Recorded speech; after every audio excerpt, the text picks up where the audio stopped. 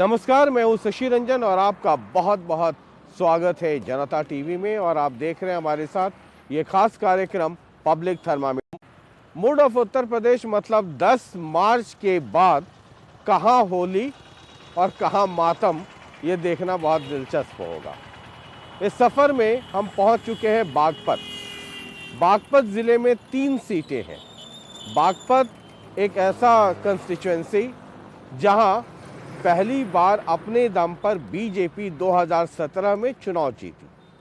और छपरौली एक कंस्टिट्यूएंसी है, विधानसभा क्षेत्र है इसी डिस्ट्रिक्ट में, जहां आज तक या कह लें आरएलडी का दबदबा है। पिछली बार भी आरएलडी के कैंडिडेट जीते, बाद में वो बीजेपी में शामिल हो गए।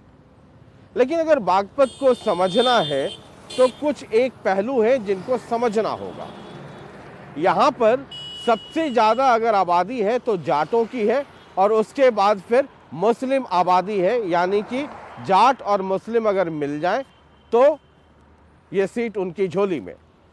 लेकिन मुजफ्फरपुर दंगे के बाद इन दोनों के बीच में बिखराव आया और उसका रिजल्ट ये हुआ कि 2017 में ये तीनों की तीनों सीटें फिलहाल बीजेपी के पास है। हालांकि छपरौली से आरएलडी जीती, बाद में वो बीजेपी में शामिल हो गई। तो अगर आप चुनावी गणित या रिजल्ट के आधार पर देखें तो बागपत की 3 सीटों में 2 सीट पर बीजेपी, 1 पर आरएलडी थी। आरएलडी जीतने के बाद कैंडिडेट बीजेपी में शामिल हो गए। अब 2022 से एक तो ये जातीय समीकरण, मुजफ्फरपुर दंगे के बाद 2 एपिसोड को आपको नज़र में रखना होगा अगर बागपत और पश्चिमी उत्तर प्रदेश को एक बड़े पर्सपेक्टिव में देखना चाहते हैं। मुजफ्फरपुर दंगा, जिसके बाद जाट और मुस्लिम के बीच में 36 का आंकड़ा हुआ, और उसके बाद होता है किसान आंदोलन, जहां पर कहा जाता है कि वो मनमुटाव और झगड़ा बहुत हद तक खत्म हुआ। और उसके बाद एक मसला है गन्ना। बागपत की कहानी बिना गन्ना किसानों के पूरी हो नहीं सकती, और कहते हैं कि हजारों करोड़ का बकाया है किसानों का, जो उन्हें मिलना चाहिए अब तक मिला नहीं है। अब थर्मामीटर है, हम लगाएंगे थर्मामीटर, टेम्परेचर आप नोट कीजिए और बागपत में ज़रा समझने की कोशिश करें। क्योंकि पूरे पश्चिमी उत्तर प्रदेश में बागपत वो जगह है जहाँ पर जो ये कहा जा रहा है कि मुस्लिम ये आप अक्सर ये सुनते होंगे बहस में, जाट, जाटव और मुस्लिम, इन तीनों के समीकरण पर पूरा पश्चिमी उत्तर प्रदेश का गणित, चुनावी गणित टिका है।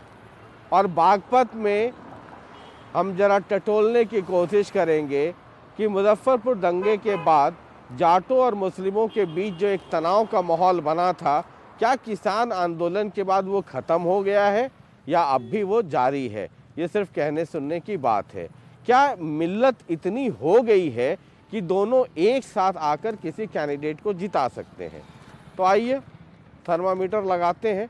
और हाँ, बागपत बिना किसानों से बात किए हुए, वो भी गन्ना किसानों से बात किए हुए, कहानी पूरी नहीं होगी। तो इन 2 फैक्टर्स को यहाँ समझना बहुत ज़रूरी है। आइए चलिए, हम बागपत में ही हैं और ये बागपत जनपद है और निवाड़ा गांव है। ये बड़ौद विधानसभा में पड़ता है।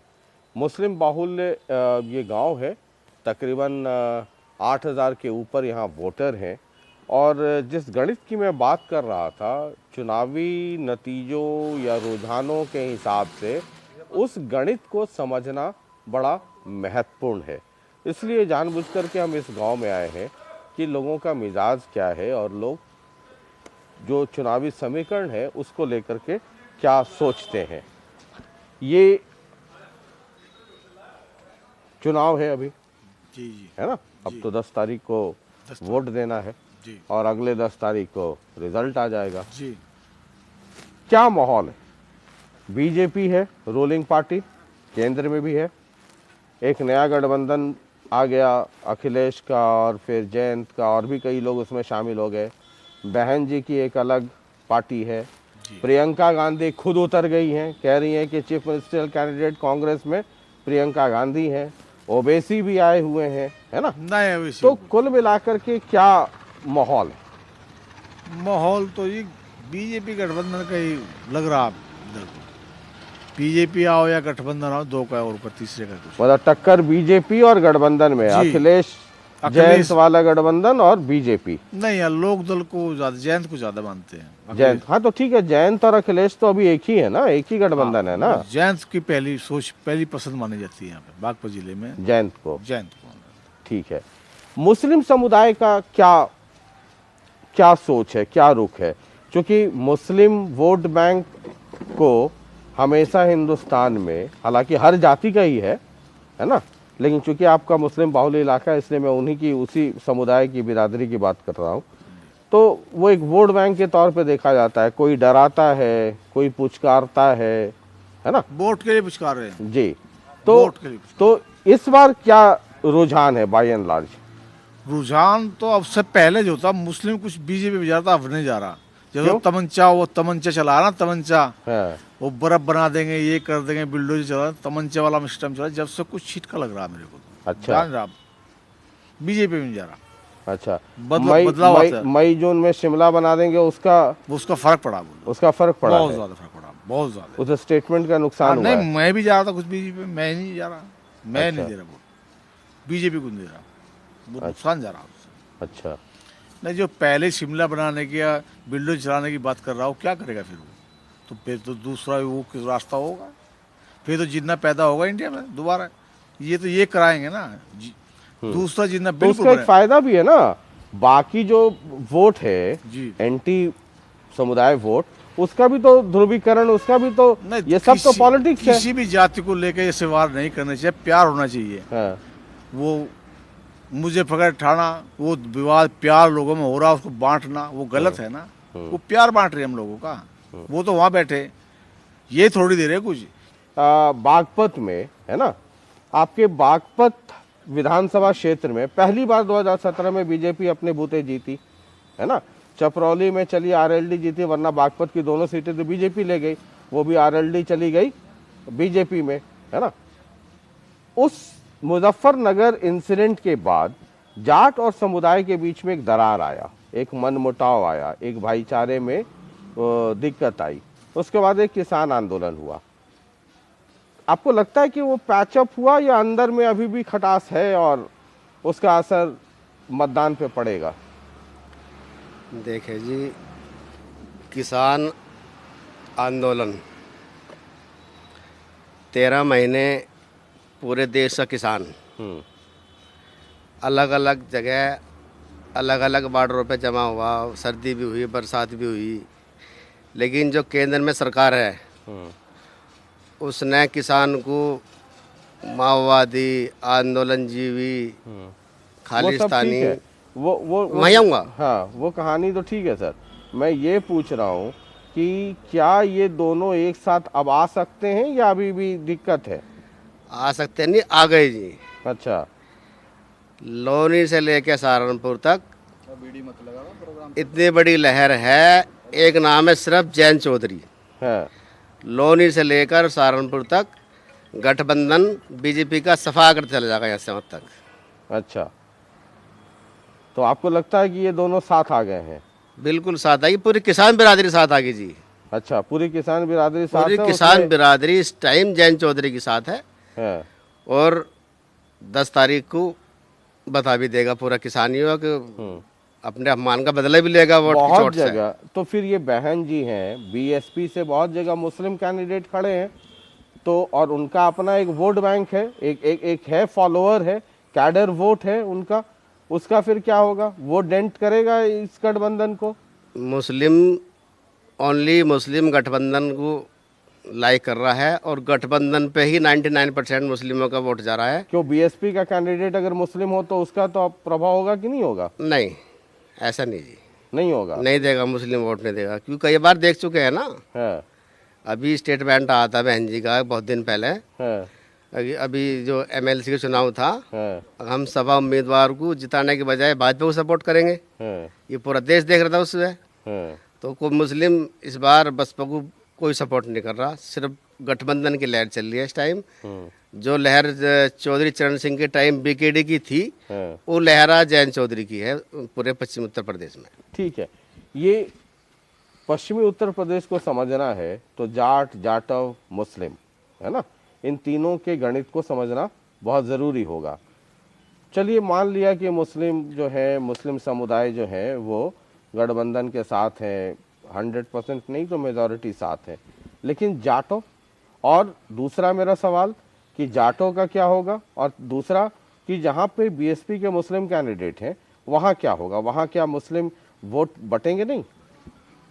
देखिए, मेरा जो अपना नज़रिया है, मेरी ये जो अपनी राय है इस चुनाव के बारे में, मैं कोई पॉलिटिक्स से संबंध नहीं है मेरा, लेकिन मैं एक जागरूक वोटर होने के नाते जो आपको बता रहा हूँ वो ये है कि ये पूरे उत्तर प्रदेश का जो चुनाव है वो इस दिशा में जा रहा है कि एक तरफ बीजेपी है और एक तरफ गठबंधन है। अच्छा। और गठबंधन का जो वोटर है उस वोटर के, वो उसका अपना वोटर है, कैडर वोटर जिसको बोलते हैं गठबंधन का, उसमें एम और वाई दोनों, और प्लस इधर जैसे गठबंधन वाई वेस्ट यूपी के अंदर तो वो जो जयंत चौधरी के राष्ट्रीय लोकदल का वोट है। बाकी इससे अलग जो लोग बीजेपी से खिलाफ लोग हैं या जो बीजेपी का विरोध करने वाले लोग हैं वो ऑटोमेटिक गठबंधन को मिल रहा है, और बिना किसी लाग लपेट के जो गठबंधन से नाराज लोग हैं वो सीधा बीजेपी को मिल रहा है। तो ये कहना कि लोग मूल्यों की, सिद्धांतों की बात कर रहे हैं बिल्कुल गलत है। ये एक पोलराइजेशन जो हुआ है दोनों वोटों का, वो ये ध्रुवीकरण हुआ है कि जो एक दूसरे को जो है मतलब बीजेपी का वोटर बीजेपी को मिल रहा है, जो गठबंधन का वोटर है वो गठबंधन पे जा रहा है। मतलब या तो आप इस तरफ है या इस तरफ है। ये आमने सामने का चुनाव है, आमने सामने का चुनाव। इसमें दूसरी पार्टियां, चाहे ओवैसी साहब हो, चाहे बहन जी हो, चाहे प्रियंका जी हो, इनका कहीं कोई अस्तित्व नहीं रहेगा क्या? देखिए, अगर कोई लोकल कैंडिडेट इनकी पार्टी से अपने बलबूते पे इतना मजबूत है कि वो कुछ वोट को डाइवर्ट कर रहा है तो इनका कोई जनाधार वहाँ पे है। बाकी जो इनके चुनाव लड़ने का तरीका और इनके जो चुनाव का फिलहाल जो एटमॉस्फेयर चल रहा है इस प्रदेश के अंदर, मेरा मानना यह है कि मुझे जो लगता है अगर कहीं गठबंधन का प्रत्याशी जाटव वोटर जो कि बसपा का कैडर वोट है, अगर उस यूथ को ये लगता है कि यहाँ पे गठबंधन का प्रत्याशी मजबूत हो रहा है तो मेरा मानना है कि वो शिफ्ट हो रहा है, जो यूथ वोटर है बसपा का वो बीजेपी को शिफ्ट हो रहा है। मतलब जाटव का वोट अगर कट रहा है जी तो मतलब बीएसपी को नहीं दे रहा है तो वो बीजेपी को दे रहा है, गठबंधन को नहीं दे रहा है। मेरा मानना यही है कि जो बीएसपी का कैडर वोटर है अगर उसको अपना कैंडिडेट मजबूत नहीं दिख रहा है तो वो बीजेपी को शिफ्ट हो रहा है। वो बीजेपी में शिफ्ट हो रहा है, गठबंधन में नहीं आ रहा है। नहीं, गठबंधन पे नहीं आ रहा है। तो गठबंधन के लिए तो जो बीएसपी का वोट है उतना माइनस करके चलना चाहिए। जी जी, उतना बीएसपी में जाएगा, और अगर कुछ छटका तो वो बीजेपी में जाएगा, लेकिन गठबंधन में नहीं आएगा। गठबंधन में ना के बराबर है। क्या लगता है आपको? हमको लगता है जी, हम जो वोट देंगे नल के निशान पे देंगे। किसके निशान पे? नल के निशान पे, लोकदल के निशान पे मोहर लगाएगी। अच्छा। और हमें बस नल ही देखना है, हमें और क्या देखना है, ये मानना है हमारा। क्या लगता है? गठबंधन ही होगा जी। गठबंधन ही है? पक्का जी, पक्का जी, क्योंकि 52,000 मिली थी पहले राष्ट्रीय लोकदल को, और 22 मिली थी सुकेंद्र को, और 29 और 22,000 ले गए थे बीएसपी वाले, क्योंकि जो बीएसपी की अपनी वोट है वो उन्हें नहीं मिल रही। तो इस टाइम तो बस बीजेपी का और गठबंधन का ही है मामला, और 20-22 हजार से जीत होगी आरएलडी की यहाँ पे। अच्छा। हाँ जी। हमारे यहाँ पे जी जो वोटिंग है मुस्लिम समुदाय या जाटू समुदाय की है, वो आरएलडी को वोट जाती है। बागपत जिले से जो प्राचीन से जो चलता आ रहा है हमारे यहाँ पर, वो लोकदल को ही चाहते हैं हम।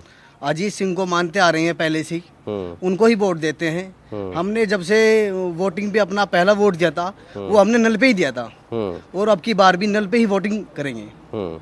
मतलब कुल मिला के ये जो इलाका है ये चौधरी अजीत सिंह वाला इलाका है।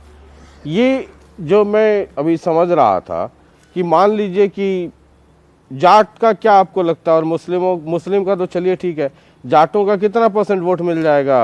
जाटों का 80% वोट मिल जाएगा। 80%। लोकदल पे। बाकी 20% कहाँ जाएगा? 20% में तो कुछ इधर उधर है, कुछ भाजपा पे भी है 2-4% तो भाजपा में भी जाएगा जी। और यहाँ आपको क्या समीकरण लगता है? यहाँ तो समीकरण जाट प्लस मुस्लिम हाँ। यादव। पहली बात तो ये है, जयंत चौधरी को सारी बिरादरियों का सपोर्ट है, जयंत किसी एक बिरादरी का स्पेशली कुछ नहीं है। मतलब बागपत में तीनों सीटों पे मान लें कि जयंत चौधरी के नाम पे वोट आएगा। बागपत सीट को तो छोड़ो आप, जयंत चौधरी का तो पूरे पश्चिम उत्तर प्रदेश में ही सारी बिरादरी सपोर्ट कर रही है। अच्छा, क्या कहेंगे आप? हम तो ये कह रहे हैं जी, लोकदल का जो गठबंधन है यही मजबूत है, लेगा गाजियाबाद से और सहारनपुर तक इस बेल्ट में जितनी भी सीट आ रही सारी लोकदल की आ रही है ये, और जो गठबंधन को मिलेंगी। और रही बात इसकी वोट छटकने की, ऐसा कुछ नहीं है। जब सब बिरादरी इसको जयंत चौधरी को सपोर्ट कर रही है तो ऐसा भी कुछ नहीं कि मायावती का प्लस में जो वोट है वो उसी को मिलेगा, ऐसा कुछ नहीं। यहाँ ना ओवैसी को कोई मान रहा है ना कोई मायावती को मान रहा है। अब तो सबकी निगाह सिर्फ इसी पे बीजेपी और गठबंधन, इन दोनों के बीच में, इन दोनों के ही बीच में है। जो मायावती वाला भी वोट है वो भी सोच समझ के गठबंधन की तरफ जा रहा है, क्योंकि गठबंधन की बहुत ही मजबूत और बहुत बड़ी जीत होने वाली है। और जीत की तरफ हर कोई चलता है, जीत सबको अच्छी लगती है। तो आपको लगता है कि जो मायावती के जो सपोर्टर्स हैं, हाँ जी, वो इधर भी शिफ्ट हो सकते वे हैं? इधर गठबंधन में ही शिफ्ट होंगे, क्योंकि हर कोई नहीं चाहता कि हार का तो नाम बहुत बुरा हो और जीत का नाम बहुत अच्छा हो। गठबंधन को पक्का? पक्का, हमें ना दिख रहा और कुछ भी सिवाय गठबंधन के।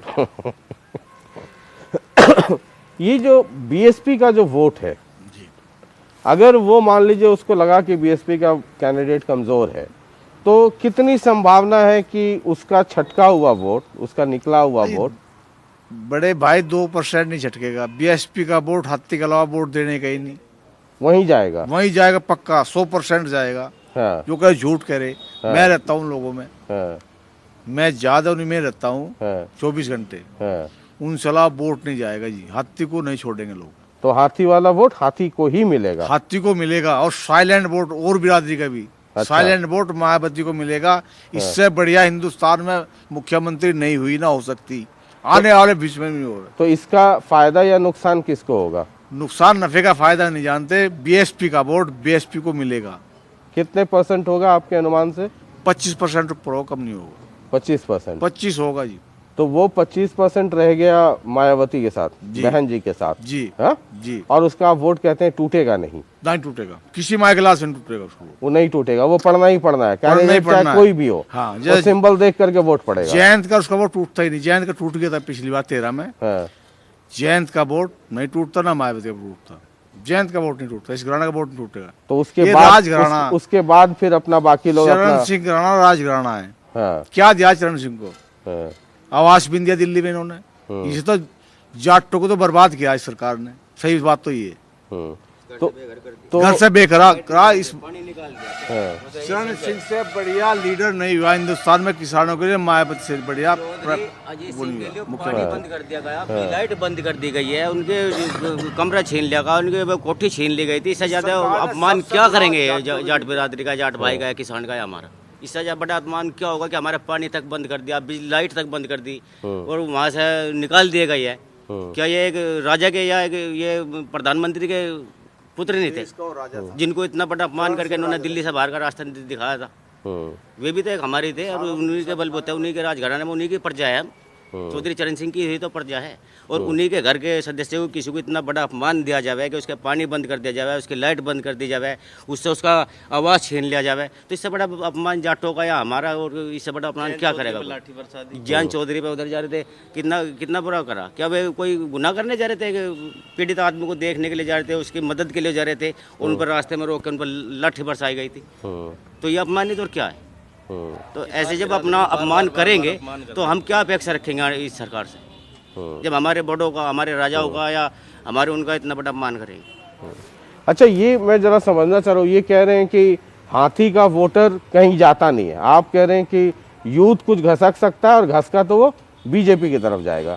देखिए ये तो पर्सनल अपनी हाँ, अपनी राय, मैं पर्सनली समझना, बूंद बूंद से ही तालाब भरता है ना सर। अपनी राय की बात है। हाँ, मतलब आपको ऐसा क्यों लगा कि वो उधर शिफ्ट हो सकता है? देखिए इसमें एक बहुत बड़ा पॉइंट है। मेरा पिछले 20-25 साल से पूरा मुझे होश है।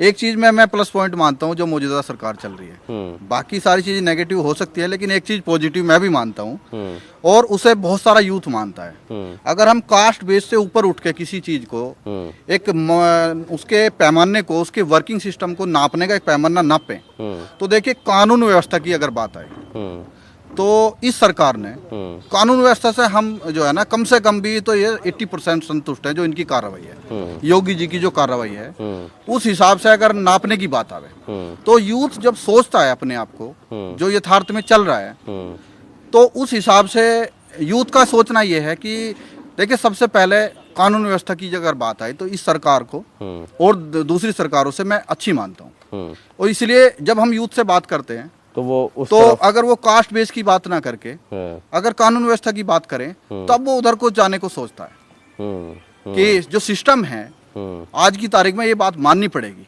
मैं प्रैक्टिकली इस चीज को बता रहा हूँ। मैं खुद भुगत लॉ एंड ऑर्डर ठीक रहा तो बाकी डेवलपमेंट का काम भी होगा। हाँ, लॉ एंड ऑर्डर की अगर बात आए तो पिछले 4 मुख्यमंत्री की अगर बात करें तो सबसे फर्स्ट योगी आदित्यनाथ है उसमें। ये मेरा मानना है। और ये वजह है कि इसी वजह से यूथ का वोटर जो है यूथ जो है वो डाइवर्ट हो रहा है, उस शिफ्ट हो सकता है। उसमें सबसे बड़ा रीजन यही है जो कानून व्यवस्था की बात है। चलिए, तो ये हम इस गांव में थे और जो समझना चाह रहे थे कि 10 मार्च को क्या होगा, वो कहते हैं बूंद बूंद से तालाब भरता और बूंद बूंद से सागर भी भर जाता है। ऐसे ही बूंद बूंद से वोट से 10 तारीख को किसकी झोली में कितने वोट जाते हैं तो वो सरकार किसकी बनेगी ये पता चलेगा। कुल मिलाकर के ये समझने और समझाने का सफ़र और दौर है कि पश्चिमी उत्तर प्रदेश की राजनीति में, जैसे भाई साहब कह रहे हैं कि हाथी का वोटर कहीं नहीं जाएगा, एक विचार ये भी है कि यूथ वोटर जो पढ़ा लिखा है, जो नए क्लास वाला वोटर है, वो हो सकता है कि अगर हाथी की तरफ ना जा रहा हो तो वो छिटक करके बीजेपी की तरफ चला जा सकता है। संभावना है, क्या जाएगा नहीं जाएगा तो 10 मार्च को पता चलेगा, लेकिन वो जा सकता है। लेकिन इनमें से कोई ये नहीं कह रहा है कि अगर बीएसपी का वोटर अगर छिटकता है या अपने कैंडिडेट से नाराज़ है या नहीं समझता है, कमज़ोर है, तो वो उधर से घसक के गठबंधन की तरफ आ जाए। ये बड़ा मार्केबल चीज़ है। चलिए, जरा हम बागपत की कहानी समझ रहे थे और मुजफ्फरनगर का जो इंसिडेंट हुआ, फिर जो किसान आंदोलन हुआ, उसके बाद क्या कोई समीकरण बदलता है, ये समझना महत्वपूर्ण है। और बीएसपी का वोटर जो है, जो हाथी छाप, हाथी सिंबल देख करके जो वोट देता है, क्या वो बदलता है? जो यहाँ के लोगों से on camera end of camera भी जब बातचीत कर रहे थे तो एक अनुमान ये मिल रहा था कि बीएसपी का वोटर जो हाथी सिंबल देख करके वोट देता है, वो अगर उसे लगा कि बीएसपी का वोटर कैंडिडेट अगर कमज़ोर है तो यहाँ के लोगों से बातचीत करके ये बात समझ में आई कि वो अगर शिफ्ट होता है तो वो बीजेपी की तरफ उसके शिफ्ट होने की संभावना ज़्यादा है। बहरहाल 10 मार्च को पता चल जाएगा कि कहानी क्या होती है। 10 तारीख को यानी 10 फरवरी को पहले फेज़ की पोलिंग में ये बागपत भी आता है। 3 सीटें हैं यहाँ पर। और इसके बाद हम चलेंगे शामली। ये रास्ता सीधे शामली जाता है और अगर इस इलाके को समझना है और अगर जो ये कहा जाता है कि क्या जाट और मुस्लिम एक साथ आकर के किसी एक पार्टी को वोट देंगे, ये लगातार इस पे चर्चा हो रही है, अगर उसको समझना है तो कैराना जाना होगा।